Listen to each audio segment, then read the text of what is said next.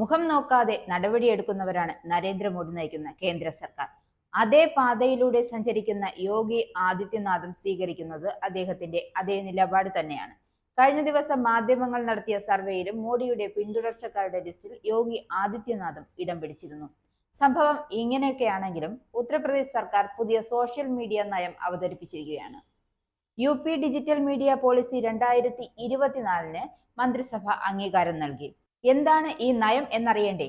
ദേശവിരുദ്ധമോ അപമാനകരമോ ആയ ഉള്ളടക്കം സോഷ്യൽ മീഡിയയിൽ പോസ്റ്റ് ചെയ്യുന്നവർക്ക് കർശനമായ ശിക്ഷയും സർക്കാർ നയങ്ങൾ പ്രോത്സാഹിപ്പിക്കുന്ന ഇൻഫ്ലുവൻസർമാർക്ക് ഉപകാരങ്ങളും നിർദ്ദേശിക്കുന്നതാണ് പുതിയ നയം.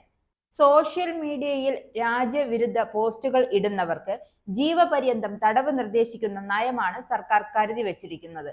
ഈ നിയമം അനുസരിച്ച് യോഗ്യരായ വിഷ്വൽ ഡിജിറ്റൽ മീഡിയ സ്ഥാപനങ്ങൾക്കും എക്സ്, ഫേസ്ബുക്ക്, ഇൻസ്റ്റഗ്രാം, യൂട്യൂബ് എന്നിങ്ങനെ ജനപ്രിയ സോഷ്യൽ മീഡിയ പ്ലാറ്റ്ഫോമുകളിലും സജീവമായവർക്കും സർക്കാർ പരസ്യങ്ങൾ നൽകും.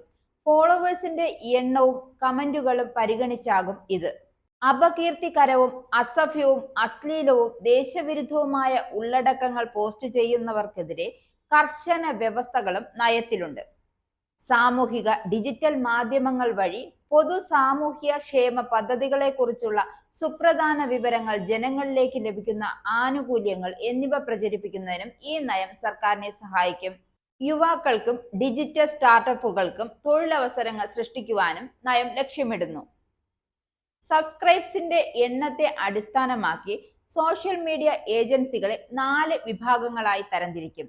എക്സ്, ഫേസ്ബുക്ക്, ഇൻസ്റ്റഗ്രാം എന്നിവയുടെ അക്കൗണ്ട് ഉടമകൾ, ഓപ്പറേറ്റർമാർ, ഇൻഫ്ലുവൻസർമാർ എന്നിവർക്ക് പരമാവധി ലഭിക്കുക പ്രതിമാസം യഥാക്രമം 5 ലക്ഷം, 4 ലക്ഷം, 3 ലക്ഷം എന്നിങ്ങനെ നിശ്ചയിച്ചിട്ടുണ്ട്.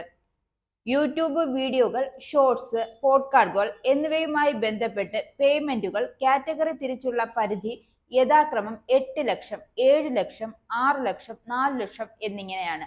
അപകീർത്തികരമായ പോസ്റ്റുകൾക്കായി IT നിയമത്തിലെ സെക്ഷനുകൾ 66E, 66F എന്നിവ പ്രകാരം പോലീസ് കേസെടുക്കും. കുറ്റക്കാരനാണെന്ന് കണ്ടെത്തിയാൽ 3 വർഷം മുതൽ ജീവപര്യന്തം വരെ തടവിന് വ്യവസ്ഥയുണ്ട്. മാനനഷ്ടത്തിനും കേസെടുക്കാം. ഇത്തരം പ്രവർത്തനങ്ങൾ തടയുന്നതിനായി കേന്ദ്രം 3 വർഷം മുമ്പ് മാർഗനിർദ്ദേശങ്ങളും ഡിജിറ്റൽ മീഡിയ എത്തിക്സ് കോഡും പുറത്തിറക്കിയിരുന്നു. സംസ്ഥാനത്തെ വികസന പ്രവർത്തനങ്ങളെ പ്രചരിപ്പിക്കാനാണ് സോഷ്യൽ മീഡിയയുടെ പുതിയ നയത്തിലൂടെ സർക്കാർ ശ്രമിക്കുന്നത്. സോഷ്യൽ മീഡിയയിലൂടെയുള്ള പ്രചരണ പരിപാടികളിലൂടെ സാധാരണക്കാർക്ക് വരെ സർക്കാരിന്റെ പദ്ധതികളെ കുറിച്ച് പൂർണ്ണ ബോധ്യം ഉണ്ടാകും. അതുമാത്രമല്ല, പദ്ധതി പ്രാവർത്തികമാക്കുന്നതിലൂടെ നിരവധി ആളുകൾക്കായി തുറന്നു കിട്ടുന്ന തൊഴിൽ സാധ്യതകൾ വർദ്ധിക്കുമെന്നും സർക്കാർ വ്യക്തമാക്കുന്നു.